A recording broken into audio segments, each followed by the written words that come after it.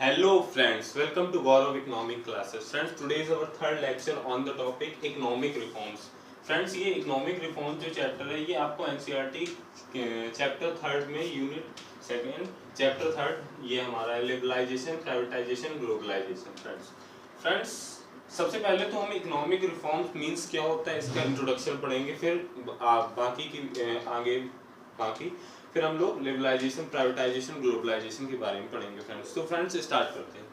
Reforms means होता क्या है फ्रेंड्स, हम लोगों ने जैसे लैंड रिफॉर्म्स पढ़ा था। लैंड रिफॉर्म्स, लैंड मतलब चेंजमेंट लाना, लैंड के लॉस में चेंजमेंट लाना ताकि उसको और बेटर कर सकें। सो फ्रेंड्स 1980 में क्या हुआ, हमारी जो इकोनॉमी थी वो लो हो रही थी, मींस फॉल हो रही थी, मींस बहुत ज़्यादा उसमें काफ़ी ज़्यादा क्राइसिस चल रहे थे। तो हमारे इकोनॉमिक रिफॉर्म्स लाए गए 1991 में। फ्रेंड्स 1991 में रिफॉर्म्स लाया गया, कुछ उसमें चेंजमेंट हुए, कुछ कई चीज़ें हुई। तो वो सब हम LPG मॉडल के अंदर पढ़ेंगे, liberalisation, privatisation, globalisation, LPG।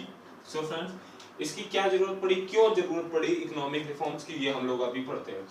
Friends लिखा है in 1991 India met with an economic crisis relating to the external डेब्ट, FER means foreign exchange reserve, FER foreign exchange reserve. अब 1991 में क्या हुआ फ्रेंड्स, इंडिया में एक इकोनॉमिक क्राइसिस होने लगा। इकोनॉमिक क्राइसिस किस बात का होने लगा कि रिलेटिव टू द एक्सटर्नल डेब्ट। अब जैसे हम लोग इंपोर्ट करते हैं पेट्रोल अरब, सऊदी अरब से करते हैं, जैसे कई सारी कंट्रीज से, ऑस्ट्रेलिया वगैरह से, अमेरिका वगैरह से पेट्रोल वगैरह जो है इंपोर्ट वगैरह करते हैं, और भी सेवरल गुड्स भी इंपोर्ट करते हैं। सो फ्रेंड्स उनको जो पेमेंट हमें करनी होती, उनको जो हमें पेमेंट करनी पड़ती उनकी करेंसीज में करनी पड़ती है। फ्रेंड्स तो उनको पेमेंट करने के लिए हमारे पास उनकी करेंसीज होनी चाहिए, मीन्स हमारे फॉरेन एक्सचेंज रिजर्व होने चाहिए। राइट, आप जैसे ऑस्ट्रेलिया वगैरह में पे करेंगे तो डॉलर वगैरह में आपको पे करना पड़ता है।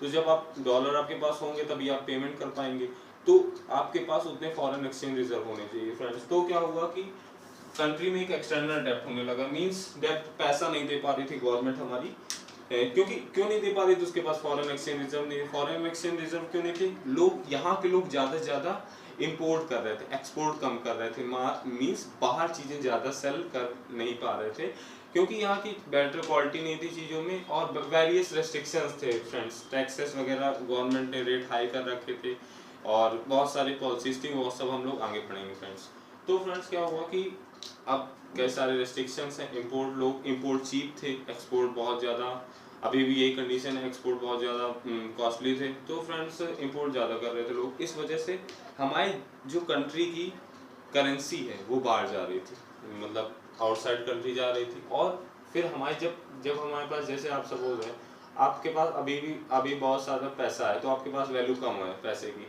सो अब बाहर की कंट्रीज में भी ऐसा ही हुआ फ्रेंड्स, जब आपकी कंट्री का पैसा जब बाहर जाता है तो उनके पॉइंट ऑफ व्यू से आपकी करेंसी की वैल्यू कम हो जाती है, मीन्स कहते हैं अरे ये तो मेरे पास है। तो यही इकोनॉमी में होता है। तो आपका क्या हुआ, एक करेंसी की वैल्यू फॉल होने लगी। फ्रेंड्स जब करेंसी की वैल्यू फॉल होने लगी डॉलर के कंपैरिजन में, तो आपका जो इकोनॉमी है आपकी इंडियन इकोनॉमी वो और भी ज़्यादा डाउनवर्ड जाने लगी। फ्रेंड्स तो ये इसका मेन कॉन्सेप्ट था। फ्रेंड्स आपको ईजिली मैंने इसलिए समझाया है कि आपको स्टार्टिंग से ये कॉन्सेप्ट आपका क्लियर रहे। फ्रेंड्स सो फ्रेंड्स इसकी वजह से फॉरेन एक्सचेंज रिजर्व हमारा नीचे जाने लगा, फॉरेन एक्सचेंज रिजर्व कम होने लगा, वो मैंने आपको बता दिया क्यों कम होने लगा। We know government raises fund through taxes, हम लोग मालूम है गवर्नमेंट पैसे कहाँ से लगती है, गवर्नमेंट पैसा अपनी तरफ से लाएगी नहीं कि हाँ भाई मेरी तरफ से ले लो, 10 रुपये ले लो, 20 रुपये ले लो, ये सब नहीं। फ्रेंड्स जो गवर्नमेंट पैसे लाती है वो हम लोगों से लाती है, हम लोग जो इनकम वो जनरेट करते हैं, जो हम लोग गुड्स परचेज करते हैं, उसमें जो टैक्स लगते हैं, इनडायरेक्ट टैक्स भी होते हैं, टैक्स डायरेक्ट भी होते हैं। इनडायरेक्ट टैक्स और डायरेक्ट टैक्स में ये फर्क होता है। फ्रेंड्स डायरेक्ट टैक्स जो है हमें खुद समझ में आए कि हाँ डायरेक्टली हमें लग रहा है, हमारे मतलब इनकम में लग रहा है, वो डायरेक्ट टैक्स हो गया। फ्रेंड्स इनडायरेक्टली टैक्स क्या होता है, इनडायरेक्ट टैक्स जो मतलब इनडायरेक्टली लगे, जिसमें हम मतलब समझ नहीं, जैसे गुड्स हम खरीदते हैं तो गुड्स में तो हम लोग सोचते हैं कि वो वैल्यू है गुड्स की 10 रुपीज़, बट उसमें इनडायरेक्टली टैक्स लगा होता है, तो वो फ्रेंड इनडायरेक्ट टैक्स में आ गया। फ्रेंड तो क्या हुआ कि गवर्नमेंट जो फंड्स रेज करती है, टैक्सेस रेज करती है। थर्ड पॉइंट में हम लोग देखते हैं when government expenditure is more than the income. अब क्या हुआ फ्रेंड्स, गवर्नमेंट का जो खर्चा था, एक्सपेंडिचर मींस खर्चा, गवर्नमेंट का जो खर्चा था फ्रेंड्स, एक्सपेंडिचर था, वो उनकी इनकम से ज़्यादा होने लगा। अब भाई हम सपोज हम लोग हैं, अब हमारी जब खर्चा ज़्यादा है, एक्सपेंडिचर ज़्यादा हम कर रहे हैं और इनकम हमारी 10 रुपये और खर्चा कर रहे हैं 20 रुपये का, तो 20 रुपये कैसे कर रहे हैं? किसी से हमने लोन वगैरह लिया होगा, किसी से हमने भाई क्रेडिट में मांगा होगा कि भाई प्लीज़ दे दे, प्लीज़ दे दे। हम लोग नॉर्मली स्टूडेंट लोग, आप लोग यही करते हैं फ्रेंड्स। तो फ्रेंड्स इसमें क्या हुआ कि जैसे अब गवर्नमेंट किससे मांगेगी जाके? गवर्नमेंट मांगती है आरबीआई और जो वर्ल्ड वाइड फाइनेंशियल इंस्टीट्यूशंस हैं, वो IMF, वर्ल्ड बैंक वगैरह, इन सबसे गवर्नमेंट लोन लेती है कुछ टाइम पीरियड के लिए फ्रेंड्स। तो फ्रेंड्स क्या हुआ? When government expenditure is more than the income then deficit occur. जब कमी है, डेफिसिट मींस क्या? कमी। डेफिसिट मींस कमी। अगर government takes money on credit from RBI and other financial institution. ये फ्रेंड्स आपको बढ़ा दिया हमने कि गवर्नमेंट क्या करा? आरबीआई और फाइनेंशियल इंस्टीट्यूशंस जो थे उनसे गवर्नमेंट ने क्या करा? फंड्स उससे क्रेडिट में लिया फ्रेंड्स, ठीक है। तो फ्रेंड्स ये हमारे 3 पॉइंट हो गए। अब 4th पॉइंट आप लिखिए। 4th पॉइंट मैं पढ़ाता हूँ, ये फ्रेंड्स आप लिख लीजिए। 4 पॉइंट 4, 5, 6, 7, 8 ऐसे कुछ पॉइंट्स है फ्रेंड्स। ये इंट्रोडक्शन है, LPG अभी मैं बताता हूँ, बट पहले ये इंट्रोडक्शन आप करिए, इसके बाद भी कई सारे पॉइंट्स है फ्रेंड्स, तो आप ये लिख लीजिए अगर लिखना हो तो आपको, नहीं तो मैं 4th 5th पॉइंट्स लिखता हूँ।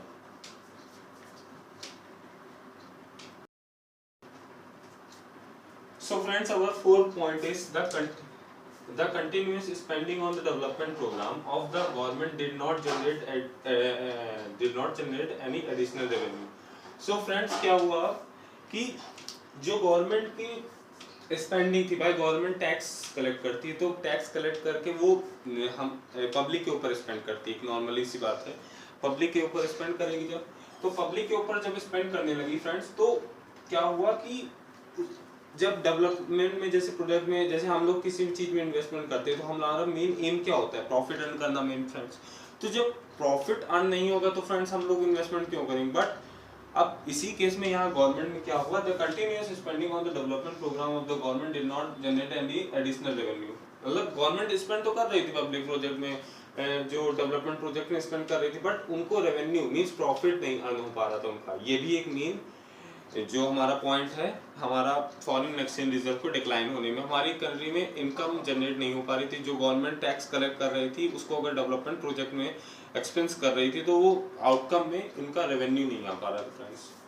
अपना 5th पॉइंट है, our foreign exchange borrowed from other countries and international financial institution was spent on meeting consumption.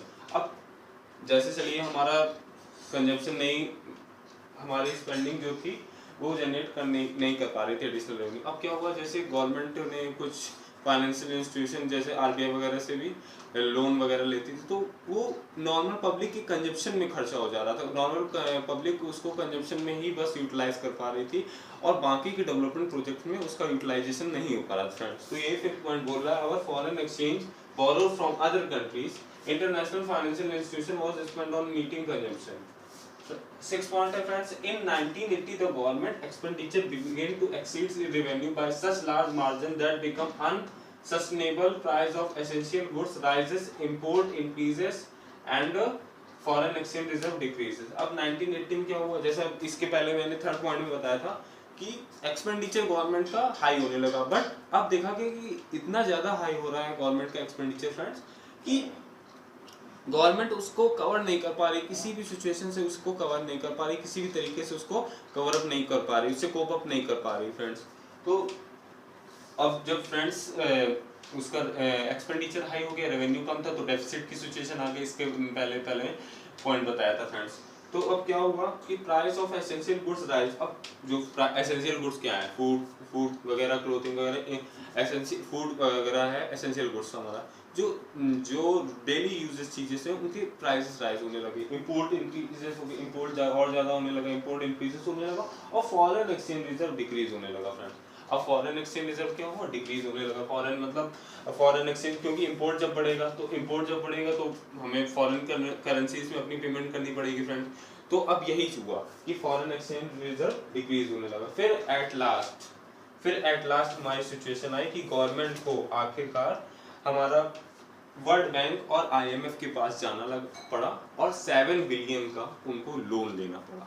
तो इस टाइम इस चीज के बाद, इन सारी चीजों के बाद फ्रेंड्स, एक न्यू इकोनॉमिक पॉलिसी का इंट्रोडक्शन होगा हमारी। अब नेक्स्ट टॉपिक वही है, न्यू इकोनॉमिक पॉलिसी का इंट्रोडक्शन करेंगे हम लोग। 7 बिलियन का लोन लिया हमारे वर्ल्ड बैंक और आईएमएफ से, और आईएमएफ ने उनको सजेस्ट भी करी कुछ पॉलिसीज वगैरह कि आप ये पॉलिसीज को अपने कंट्रीज में रेगुलेट करिए तो आपको बेनिफिट होगा। 7 बिलियन का लोन हमारे इंडिया ने, कोई क्यों क्यों बिकॉज इसलिए लिया क्योंकि कोई और कंट्रीज से लोन वगैरह नहीं दे रही थी, जो हमारी कंट्रीज हैं, नेबरहुड कंट्रीज हैं, और जो यूरोपियन यूनियन में कंट्रीज आती हैं वो सब नहीं दे रही थी।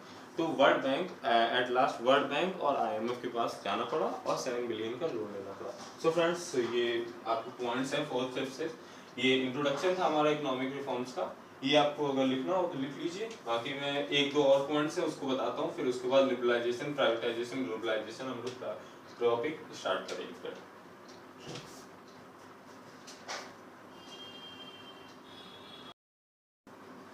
सो फ्रेंड्स, अब अपना इंट्रोडक्शन खत्म करते हैं। 9.3 पॉइंट और रह चुके हैं, फिर उसके बाद लिबरलाइजेशन स्टार्ट करेंगे friends. So friends, new economic policy का इंट्रोडक्शन करा गया। इससे पहले आप लोगों ने पढ़ा इकोनॉमिक रिफॉर्म्स क्यों लाने की जरूरत थी, क्या क्या उसमें चीजें थी, और कितना लोन ग्रांट करा था वर्ल्ड बैंक और आईएमएफ ने। $7 बिलियन का लोन ग्रांट करा था वर्ल्ड बैंक और आईएमएफ ने। और इकोनॉमिक पॉलिसी 1991 को हमारी स्टार्ट हुई थी friends. New economic policy, there was need to maintain sufficient BOP and to bring inflation under control. अब बीओपी क्या होता है? बीओपी फ्रेंड्स एक इकोनॉमिक ट्रांजैक्शन होता है, it is an economic transaction friends, जो जैसे सपोज इंडिया है, India rest of the world से जो इकोनॉमिक ट्रांजैक्शन कर रही है वो बीओपी में रिकॉर्ड करा जाता है। कितना ट्रांजैक्शन कर रही है, कितना इंपोर्ट एक्सपोर्ट, ये सब इसमें रिकॉर्ड करा जाता है फ्रेंड्स। इसे डिटेल में हम लोग आगे पढ़ेंगे क्लास 12 में। और इन्फ्लेशन क्या होता है? इन्फ्लेशन फ्रेंड्स होता है राइज इन प्राइस। जब चीजों के प्राइस राइज हो जाते हैं फ्रेंड्स तो वो हमारा इन्फ्लेशन में आता है। सो फ्रेंड्स, 7 पॉइंट हो गया हमारा, there was need to maintain sufficient BOP and to bring inflation under control. 8 point है friends, the main aim of the policies was creating more competition and removing several barriers. Main aim क्या था? Main M ये था कि India की जो companies है friends, तो वो ग्लोबल लेवल में कंपटीशन फेस कर सके और कई सारे जो बैरियर्स हैं अभी तक इंडिया में पॉलिसीज के, इंडस्ट्रियल एस्टेब्लिशमेंट के, तो वो सारे रिमूव करे जाएं friends. And 9 point is the government initiated a variety of policies falls under 3 heads. Government ने कई सारी पॉलिसी, अब इन न्यू इकोनॉमिक पॉलिसीज को आफ्टर इकोनॉमिक रिफॉर्म्स सारी गवर्नमेंट ने कई सारी पॉलिसीज इनिशिएट करी अलग अलग सेक्टर्स के लिए। So friends, suppose 10 policies government ने इंट्रोड्यूस करी, वैसे 10 थी नहीं, 10 स्टार्ट करी, तो वो 3 कैटेगरी के अंदर आएंगे, लिबरलाइजेशन, प्राइवेटाइजेशन, ग्लोबलाइजेशन। 3 अलग अलग सेक्टर्स, तीनों चीजें अलग अलग सेक्टर्स को डील करेंगी और तीनों अलग अलग चीजों को बहुत अपने आप में मेन इंपॉर्टेंट। आजकल आप लोग न्यूज़पेपर में पढ़ते होंगे कि ये सब चीजें क्या है, लिबरलाइजेशन, प्राइवेटाइजेशन, ग्लोबलाइजेशन, तो अब वो क्लियर हो जाएगा फ्रेंड्स। तो after economic policy, new economic policy 1991 में इंट्रोड्यूस हुई थी फ्रेंड्स। तो इसके कई सारे मेरिट्स भी थे, कई सारे डिमेरिट्स भी थे फ्रेंड्स। सो क्या हुआ कि फ्रेंड्स, मेरिट्स में तो काफ़ी अच्छी सिचुएशन देखी गई कि इंडस्ट्रियल सेक्टर हमारा कंटिन्यूसली ग्रो करा 1990 2004 to 2005 तक फ्रेंड्स, बट एग्रीकल्चर सेक्टर हमारा मेन पीछे रह गया, ग्राउंडवर्ड बैकवर्ड रह गया, उसमें ग्रोथ नहीं देखी गई, वो डे बाय डे बैकवर्ड जाता जा रहा है। बट इंडस्ट्रियल सेक्टर में ग्रोथ देखी गई और सर्विस सेक्टर में मेनली ज़्यादा ग्रोथ देखी गई फ्रेंड्स। तो उसको हम लोग डिटेल पढ़ेंगे। तो लिबरलाइजेशन स्टार्ट करते हैं फ्रेंड्स। ये आपको अगर लिखना है लिख लीजिए, मैं स्टार्ट करता हूँ लिबरलाइजेशन।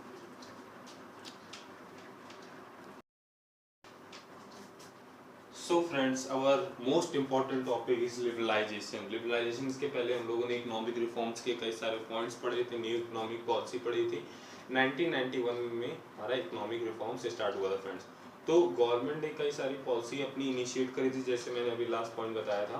तो वो लिबरलाइजेशन, ग्लोबलाइजेशन और प्राइवेटाइजेशन के अंदर उन सबको हम लोग पढ़ेंगे फ्रेंड्स। तो लिबरलाइजेशन मीन्स होता क्या है friends? Liberalisation means removal of restriction. किसी चीज से कोई रेस्ट्रिक्शन हटाना एक लिबरलाइजेशन बोलते हैं। ये रेस्ट्रिक्शन किसी में भी हो सकता है, जैसे टैक्सेशन सेक्टर में, ट्रेड पॉलिसी सेक्टर में, या तो हमारा इंडस्ट्रियल सेक्टर में। सो फ्रेंड्स, इसमें कई सारे पार्ट्स हैं, कई सारे एरियाज हैं, वो सब हम लोग डिटेल में यहाँ पढ़ेंगे।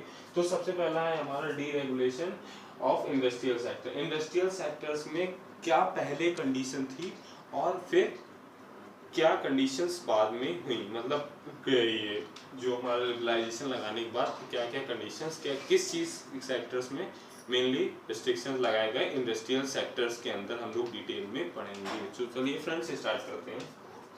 लिखा है deregulation of industrial sector, industrial licensing under which every entrepreneur had to get permission from government official to start a firm, close a firm और to decide the amount of good that could be produced. अब क्या होता था friends कि industrial sector में जैसे company है, कोई कंपनी स्टार्ट करना भी गवर्नमेंट से परमिशन लेनी, क्लोज करना तब भी गवर्नमेंट से परमिशन, और अगर हमें कोई गुड्स वगैरह परचेज करना है, गुड्स प्रोड्यूस करना है तो वो भी तब भी हमें गवर्नमेंट से परमिशन लेनी पड़ेगी, और गुड्स का क्या प्राइस रखना है उसकी भी हमें गवर्नमेंट से परमिशन लेनी पड़ेगी। तो ये कंडीशन थी इकोनॉमिक रिफॉर्म के पहले कंडीशन थी।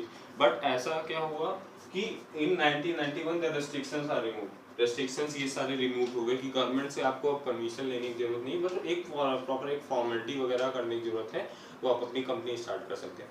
बट कुछ ऐसे गुड्स थे, कुछ ऐसे एरियाज थे जिनमें अभी भी रिस्ट्रिक्शन है, जैसे अल्कोहल, सिगरेट्स, जो केमिकल हैजार्ड्स हैं, इन सबको अगर आपको स्टार्ट करना है, इन सब की अगर इंडस्ट्रीज आपको स्टार्ट करनी है तो आपको एक गवर्नमेंट से लाइसेंस लेने की जरूरत पड़ेगी, गवर्नमेंट से परमिशन लेना पड़ेगा। और जो फ्रेंड्स प्राइस था वो मार्केट में छोड़ दिया गया कि मार्केट को डिसाइड करने दीजिए प्राइस क्या, मतलब डिमांड अगर ज़्यादा होगी तो कुछ टाइम पीरियड बाद उसका प्राइस भी ज़्यादा हो जाएगा, सप्लाई कम है तो इन सब सप्लाई और डिमांड में छोड़ दिया गया कि प्राइस ये सब डिसाइड करेंगे, तो गवर्नमेंट अब डिसाइड नहीं कर रहे थे फ्रेंड्स प्राइस।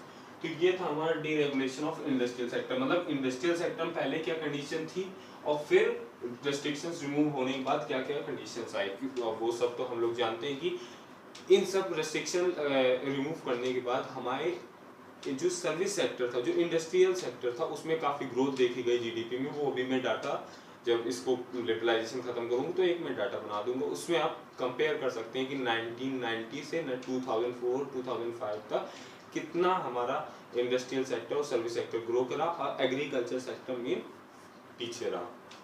सो फ्रेंड्स इसको अगर लिखना हो तो लिख लीजिए। सेकंड सेक्टर मैं पढ़ाता हूँ सेक्टर, ठीक है फ्रेंड्स, तो आप लिख लीजिए इसको।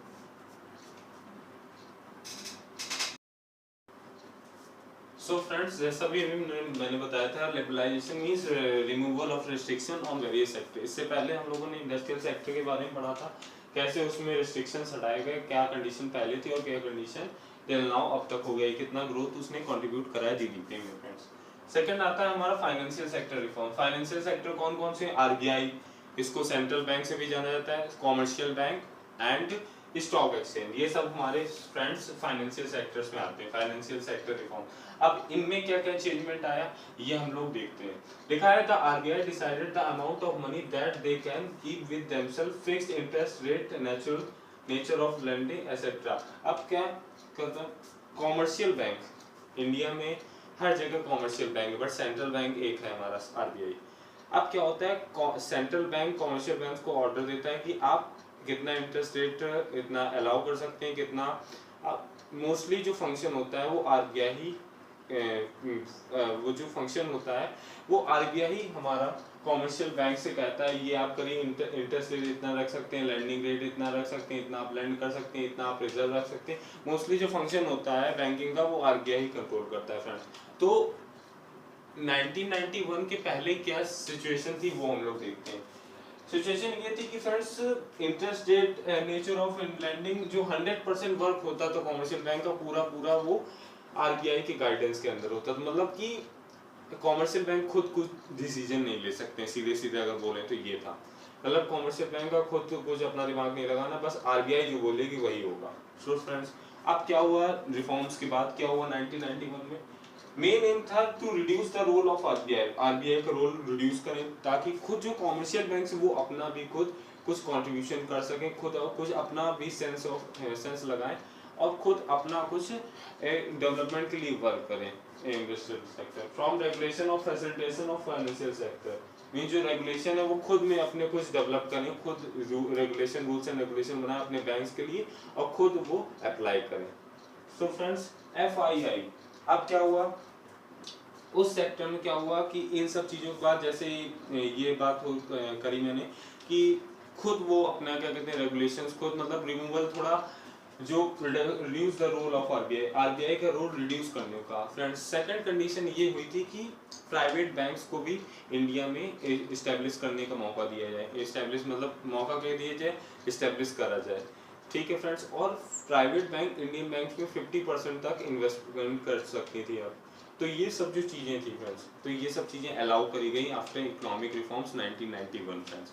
सो फ्रेंड्स ये बहुत ज़्यादा कंपलसरी था, क्योंकि फॉरेन बैंक्स भी हमारे, जब फॉरेन बैंक्स होंगी और जो हमारे पब्लिक सेक्टर बैंक होंगी, तब वो प्रॉपर तरीके से अच्छी तरीके से वर्क तभी कर पाएंगे जब उनके पास कंपटीशन होगा। तो कंपटीशन कैसे मिलेगा उन्हें? फॉरेन मार्केट, फॉरेन जो बैंक्स हैं, जैसे फॉरेन बैंक आईसीआईसीआई है फॉरेन बैंक्स, और काफ़ी सारी जैसे कोटक महिंद्रा बैंक है, ये सब प्राइवेट बैंक्स हैं, बट कुछ इसमें से फॉरेन बैंक्स है, जैसे सिटी बैंक हो गई, फॉरेन बैंक है आपकी। तो ये सब इनसे कंपटीशन फेस करनेंगे, और जैसे ही कंपटीशन फेस करेंगे, नॉर्मली इस बात है, कोई कंपटीशन आपको देगा तो आप और अच्छे से वर्क करेंगे। तो कंपटीशन मेन फेस करके ये ज़्यादा और अच्छे से वर्क करें फ्रेंड्स। और अब क्या था कि जैसे किसी को बैंक वगैरह ओपन करना है तो कुछ फॉर्मेलिटीज़ थी, कुछ 10-15 फॉर्मेलिटीज़ जो भी थी, उनको आप नॉर्मली फुलफिल करके आप सिंपली बैंक को ओपन कर सकते हैं, कोई भी अपनी ब्रांच आप ओपन कर सकते हैं। बट पहले फ्रेंड्स ऐसा नहीं था, पहले बहुत रेस्ट्रिक्शंस थी, जैसे अभी पढ़ा था, रेस्ट्रिक्शन पॉलिसी बेस्ड थी। तो काफ़ी लाइट वर्क हो गया था आफ्टर इकोनॉमिक रिफॉर्म्स 1991। अब फ्रेंड्स एक टॉपिक आता है एफआईआई। एफआईआई क्या होता है फ्रेंड्स? एफआईआई होता है foreign institutional investors. Foreign institutional investors ये क्या होता है? Are now allowed to invest on Indian financial market. इनको अब अलाउ कर दिया गया कि आप इंडियन फाइनेंशियल मार्केट में इन्वेस्ट कर दीजिए। अब एफआईआई मींस होता क्या है फ्रेंड? मींस जैसे मर्चेंट बैंकर्स होते हैं, म्यूचुअल फंड्स होती हैं, पेंशन फंड्स होते हैं, तो इन सबको अलाउ कर दिया गया कि आप इंडियन फाइनेंशियल मार्केट में आप इन्वेस्ट कर सकते हैं। FII means foreign institutional investors, foreign institutional investors, FII foreign institutional investors, इनको अलाउ कर दिया कि इंडियन फाइनेंशियल मार्केट में आप इन्वेस्ट कर सकते हैं फ्रेंड्स। तो ये था हमारा फ्रेंड्स फाइनेंशियल सेक्टर रिफॉर्म्स। आपको अगर लिखना हो तो लिख लीजिए, बट नया टॉपिक, न्यू टॉपिक, इसी में थर्ड टॉपिक पढ़ाता हूँ, टैक्स रिफॉर्म्स की। टैक्स में क्या क्या चेंजमेंट है, टैक्स रेट कितना हाई का था पहले और कितना बाद में लो कर दिया गया फ्रेंड्स। तो ये भी एक हमारा इंपॉर्टेंट रोल प्ले करेगा लिबरलाइजेशन, क्योंकि लिबरलाइजेशन की वहाँ उस सेक्टर में बात करी जाएगी फ्रेंड, जिस सेक्टर में रिस्ट्रिक्शन थे और फिर बाद में रिमूव कर दिए गए, क्योंकि लिबरलाइजेशन का मीन्स ही होता है रिमूवल ऑफ रिस्ट्रिक्शन। तो वो हम सारे सेक्टर्स की बात करेंगे, क्योंकि हमें डिटेल में पढ़ना है। तो ये आप लिख लीजिए लिबरलाइजेशन, फिर उसके बाद हम टैक्स रिफॉर्म्स के बारे में पढ़ते हैं फ्रेंड्स।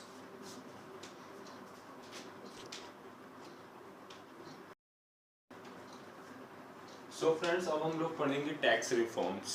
टैक्स रिफॉर्म्स में क्या क्या चेंजमेंट, क्या क्या टैक्स रिफॉर्म्स लाए गए, और उससे हमारी इंडस्ट्रियल कॉर्पोरेशन सेक्टर्स का, कॉर्पोरेट सेक्टर का, कॉर्पोरेट जो कंपनीज हैं उन सबका कैसे ग्रोथ हुआ, मतलब ग्रोथ हुई।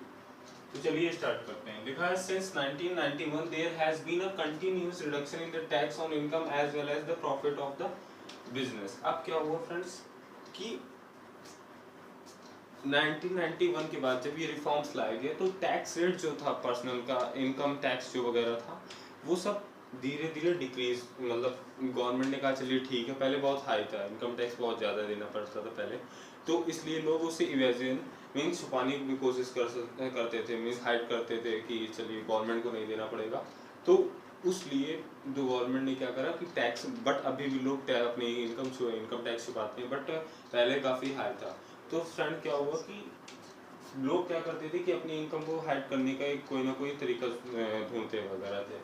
सो फ्रेंड्स क्या हुआ कि there has been a continuous reduction in the tax. Government ने रिफॉर्म्स में क्या करा कि continuous reduction in the tax, मतलब कम करते गए टैक्स की, लोगों को ज़्यादा पे ऑफ ना करना पड़े, और लोग जो है अपनी जो इनकम है वो पूरी ट्रूली दिखाएं, और अपना जो जो उनके गुड्स हैं, जैसे अब कंपनी का कोई गुड्स वगैरह है, कंपनी में जैसे कोई गुड्स वगैरह प्रोड्यूस होता है, तो जितना ज़्यादा उसमें टैक्स लगाएंगे उतना ज़्यादा वो हाई हो जाएगा, उतनी ज़्यादा उसकी वैल्यू हाई होती जाएगी फ्रेंड्स। अब जब उतनी ज़्यादा उसकी हाई वैल्यू हो जाएगी तो लोग क्या करेंगे, अब यहाँ जब इतना कॉस्टली हो जाएगा गुड्स तो लोग इम्पोर्ट करेंगे। इम्पोर्ट मीन्स परचेज करेंगे दूसरी कंट्रीज से, तो इनडायरेक्टली वो हमारी कंट्री के लिए हार्मफुल है, क्योंकि हमें क्या करना है, एक्सपोर्ट को प्रमोशन करना है फ्रेंड्स। ठीक है, तो the high rate tax was the cause of tax evasion, जैसे बता दिए कि हाई रेट की वजह से टैक्स लोग अपने इनकम टैक्स छुपाते थे। Corporate tax was very high, earlier has become also reduce.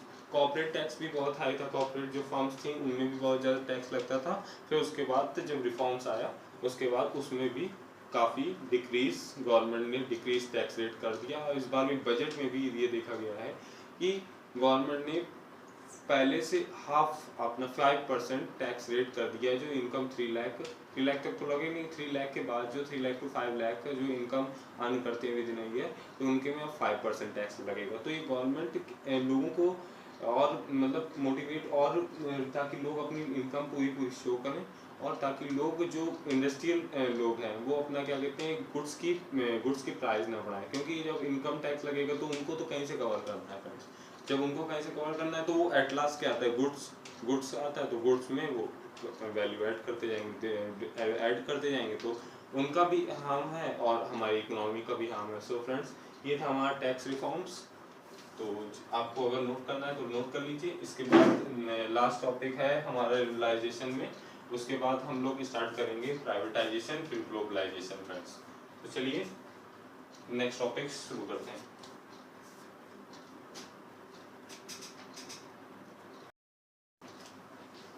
So friends, our last topic in liberalization is trade and investment policy reforms. So friends, trade and investment policy reforms, अब मैंने जैसे बताया था कि trade mostly बहुत ज़्यादा नहीं हो पाता था because of tariff and quotas, जो मैंने अभी बाकी फर्स्ट सेकंड चैप्टर में पढ़ाया था। वो टैक्स रेट थे, वो इंपोर्ट वगैरह में लगा दिए जाते थे, एक्सपोर्ट वगैरह में लगा दिए जाते थे, ताकि जो कॉस्ट होती थी गुड्स की, एक्चुअल कॉस्ट होती थी, उसके बाद उसमें टैक्स वगैरह ऐड होके तो बहुत ज़्यादा हाई हो जाते थे। इस वजह से नॉर्मली लोग इंपोर्ट और एक्सपोर्ट नहीं कर पाते थे फ्रेंड्स। तो अब क्या हुआ, इसका मेन ऑब्जेक्टिव क्या था, इसमें रिफॉर्म्स में आने के बाद क्या क्या हुआ वो सब हम लोग आज देखते हैं। रिडक्शन ऑफ टैरिफ रेट, सबसे पहले क्या हुआ, टैरिफ रेट क्या होता है हमने बताया था, टैक्स जो गुड्स वगैरह में इंपोर्ट या एक्सपोर्ट में लगता है फ्रेंड्स। तो रिडक्शन हुआ टैरिफ रेट्स का। Removal of licensing procedure of for imports, imports करने के लिए लाइसेंसिंग प्रोसीजर होता था फ्रेंड्स, तो उसको रिमूव कर दिया गया, क्लोज, ठीक है।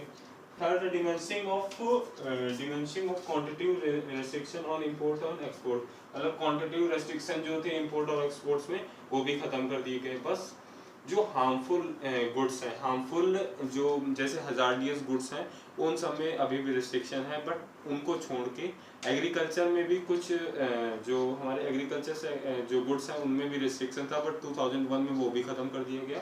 जो हजार्डियस गुड्स हैं इस टाइम उनमें भी रिडक्शन है फ्रेंड्स। फोर्थ हमारा पॉइंट है, export duties have been removed to increase the competitiveness position of Indian goods in international market. अब एक्सपोर्ट ड्यूटीज भी, एक्सपोर्ट ड्यूटी भी सेल करना। अब क्या होता था, अगर हमें सेल करना होता था तो तब भी उसमें भी जैसे दूसरी कंट्रीज को सेल करना है, एक्सपोर्ट करना है, तो उसमें भी टैक्स रेट हाई रहता था।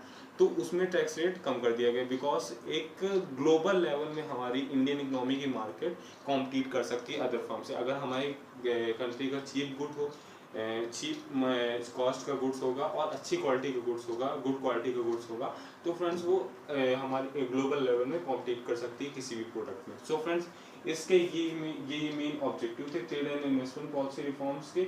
ये हमारा मेन इंपोर्ट और एक्सपोर्ट से डील कर रहा था कि इंपोर्ट और एक्सपोर्ट को अगर हमें अच्छा करना है, एक्सपोर्ट्स को अगर अच्छा करना है, इंपोर्ट्स को तो नहीं। तो पहले क्या था फ्रेंड्स, इंपोर्ट में कई तरीके के रेस्ट्रिक्शन थे कि इंपोर्ट इंडिया में नहीं होने देंगे, इंपोर्ट एक्सपोर्ट सिर्फ करना है। तो फ्रेंड्स, अगर आप इंपोर्ट नहीं होने देंगे तो कोई दूसरी कंट्री आपका गुड्स भी परचेज नहीं करेगी। तो फ्रेंड्स, आपको इक्विलिब्रियम एक लेवल लेके चलना पड़ेगा तभी आपको। तो अब हमारी सिचुएशन ये है कि इंपोर्ट्स भी होते हैं, एक्सपोर्ट्स भी होते हैं, बट मेनली इंडिया का फोकस ये है कि एक्सपोर्ट्स ज़्यादा हों, ताकि ये एक फॉरेन एक्सचेंज रिजर्व हमें फॉरेन करेंसी अर्न करने में हेल्प करेंगे। क्योंकि फ्रेंड्स, अगर जैसे हम किसी को सेल करते हैं तो सेल करेंगे तो वो अपनी करेंसीज में हमें पेमेंट करेगा, तो जैसे अपनी करेंसीज में पेमेंट करें तो हमारे पास फॉरेन एक्सचेंज रिजर्व आएगा। और इंडिया इस time 6th foreign exchange reserve है, मतलब 6th फॉरेन एक्सचेंज रिजर्व रखती है इन दी वर्ल्ड, 6th रैंक है उसकी इस टाइम जो डाटा है friends.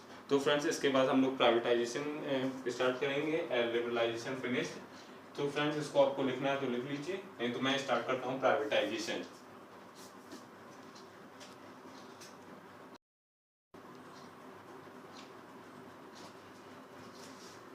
So friends, our second topic is privatization. Privatization as the name refer private.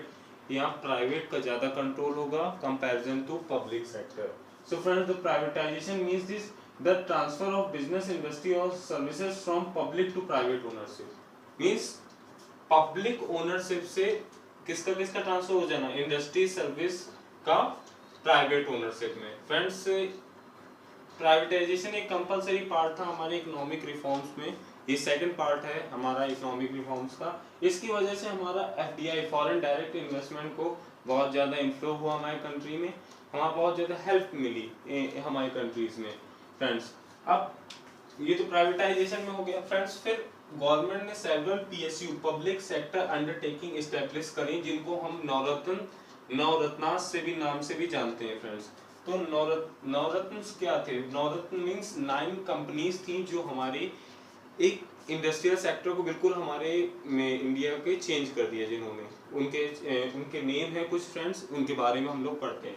First है आईओसी, सेकंड है Indian oil corporation IOC, second है हमारा BPCL. BPCL means Bharat petroleum oil corporation, sorry Bharat petroleum corporation limited. Third है Hindustan petroleum corporation limited. Fourth है oil and natural gas limited corporation limited. Steel authority of India cell, Indian petrochemicals corporation limited IPCL. And भेल, भेल means Bharat heavy electronics limited. And national thermal power corporation NTPC. And seventh is VSNL. VSNL means विदेश संचार निगम limited. और ये दो friends last में establish हुए थे. मीन्स 7 पहले स्टैब्लिश हो गए थे, फिर एट द लास्ट 8th और 9th गेल और MTNL. इनके फुल फॉर्म है friends gas authority of India limited GAIL and Mahanagar telephone Nigam limited MTNL. इसके साथ साथ फ्रेंड्स ये जो PSU है पब्लिक सेक्टर अंडरटेकिंग है, ये 1996 में स्टैब्लिश हुई थी. उसके साथ साथ 1997 जो थे मिनी रत्न इस्टेब्लिश हुए थे. ये side mainly public sector undertaking में, और इन्होंने इंडस्ट्रियल सेक्टर को बिल्कुल एकदम से चेंज करके रख दिया था. फ्रेंड्स, तो ये सब था हमारा privatisation means transfer of business industry from public to private. और ये मेनली हेल्पफुल इसने करा था एफडीआई फॉरेन डायरेक्ट इन्वेस्टमेंट में हमारी कंट्री में आने के लिए. फ्रेंड्स, तो फ्रेंड्स ये आप नोट करना है तो नोट कर लीजिए. और लास्ट टॉपिक हम अपना ग्लोबलाइजेशन स्टार्ट करते हैं. सो फ्रेंड्स, एक बार आप फिर से देख लीजिए इसे. तो मैं स्टार्ट करता हूं ग्लोबलाइजेशन.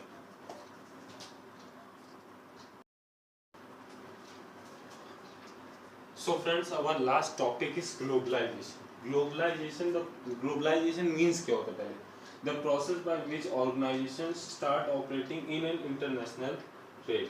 मींस एक बिजनेस फर्म है, बिजनेस फर्म एक इंटरनेशनल लेवल में वर्क करना चालू कर देती है ग्लोबलाइजेशन. यहाँ एक जो छोटी छोटी कंट्रीज की मार्केट्स होती हैं, छोटी छोटी कंट्रीज की बिजनेस होती हैं, वो इंटीग्रेशन में वर्क करती हैं, मतलब एक साथ ग्लोबल लेवल में वर्क करती हैं.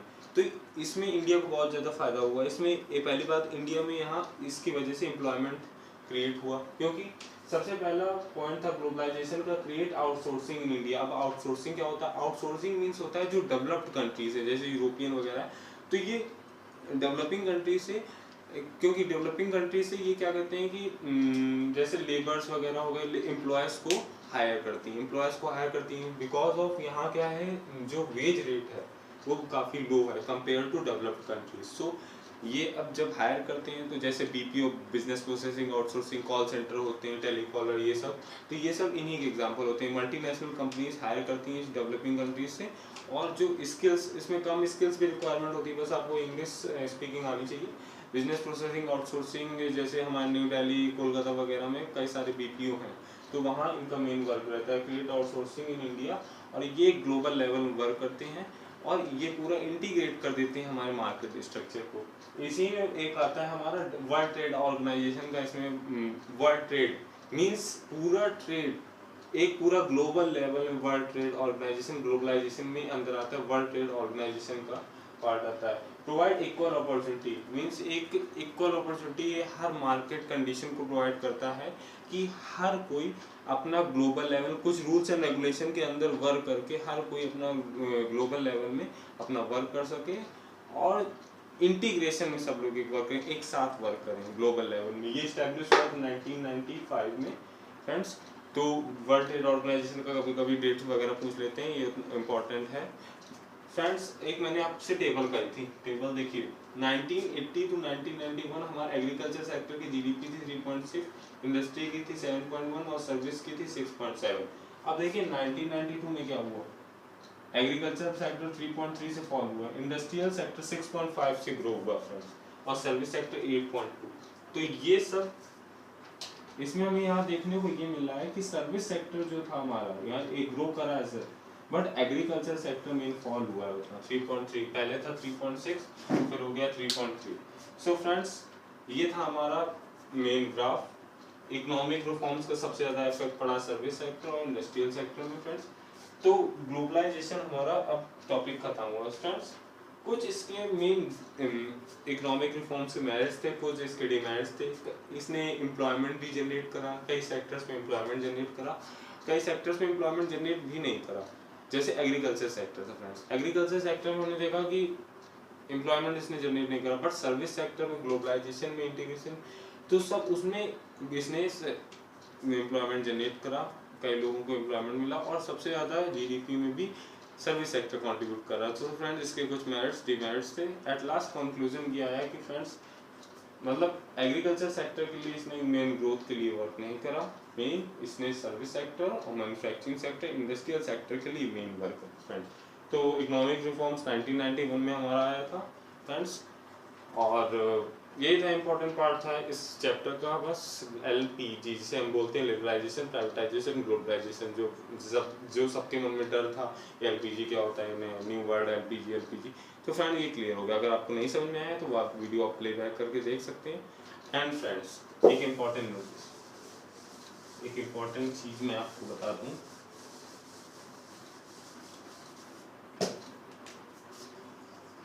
Nine 852 463 and this is my number 9044852463 friends. कुछ स्टूडेंट्स मैंने देखा है कि नाइट टाइम कॉल कर देते हैं 11-12 o'clock फ्रेंड्स, उस टाइम कॉल मत करा करिए फ्रेंड्स, क्योंकि काफ़ी मैं बिजी रहता हूँ, मेरे को वीडियोस वगैरह बनानी होती हैं और थोड़ा रेस्ट टाइम रहता है मेरा। आप डे टाइम कॉल करिए आराम से फ्रेंड्स, और अगर आपको कोई भी इस टॉपिक में प्रॉब्लम आती है तो फ्रेंड्स आप मुझसे पूछ सकते हैं। कॉल करिए 9044852463 on the name of Gaurav economic classes. जैसा मैंने कल आपको फ्रेंड्स बताया था कि मैंने अपने नोट्स बनाए हैं, नोट्स बुक्स वगैरह अभी इन वर्क इन प्रोग्रेस है फ्रेंड्स। जिस दिन वो प्रिपेयर हो जाएगा वो मैं आपको, आप पेटीएम के थ्रू ऑर्डर कर सकते हैं, थ्रू बैंक ट्रांसफर आप ऑर्डर कर सकते हैं friends. So friends keep watching Gaurav economic classes, like share comment etcetera and लोगों को शेयर करिए। जो पुअर बैकग्राउंड के लोग हैं, जो मार्जिनल फैमिली बैकग्राउंड के लोग हैं, उनसे शेयर करिए और ताकि सबको बेनिफिट हो फ्रेंड्स। और मैंने जैसे आपको बताया था कि गौरव इकोनॉमिक क्लासेस से एक ब्रांच कानपुर में है मेरी, तो वहाँ मैं फ्री एजुकेशन प्रोग्राम लॉन्च करा है। एक 1 ईयर के लिए फ्री एजुकेशन मीन्स 12th या 11th हो, कोई भी क्लास हो, 11th या 12th इकोनॉमिक्स आप फ्री में पढ़ सकते हैं। 10 रुपीज़ आपको रजिस्ट्रेशन बस देना पड़ेगा। So friends keep watching Gaurav economic classes. Thank you.